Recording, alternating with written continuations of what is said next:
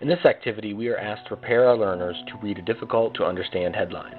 We are asked to determine our students' prior knowledge and build off of that as we prepare them to read the text that they may be completely unfamiliar with. Here's the headline: Morgan Stanley dissidents push for executive changes. First, I'd give the class a chance to give their interpretation of what they think that headline actually means. I would ask the class, has anyone ever heard of Morgan Stanley before?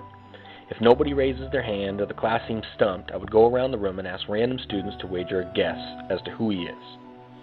After that, I would ask if anyone has ever heard of the word dissidents before. I may or may not repeat the guessing process if nobody comes close to defining it. At that point, I would pull up the Morgan Stanley website and clue the students into not who, but what Morgan Stanley is, an investment corporation. From there, I would ask students to take a second guess at what the word dissidents might mean. Unless a student hits it on the nail and shares with the class, I would break down the word as follows: dis, idents, making sure that both parts stay separate, paying special attention to the word dis. Then I would ask students to tell me what a dis is to them. After hearing their colorful responses and playing upon them, I will have them wager another guess at what dissidents might mean in this headline. If they have a clearer picture, I will share with them the definition and have them read the following out loud.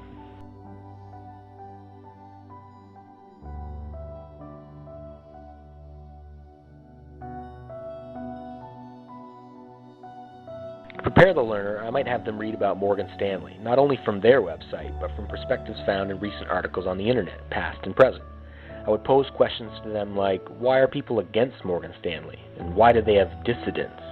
The purpose of this initial reading would be to make a list of reasons why dissidents are pushing for changes at Morgan Stanley, and things the company may have said in their defense. In closing, I may ask students to reflect on whether or not they've ever heard of big companies coming under fire like this before, and prompt them to either write or share aloud their prior knowledge in an attempt to link it with the new information they have just obtained. It is important to determine this prior knowledge in order to help students create those connections on their own and solidify that new information with the old for a deeper understanding and retention.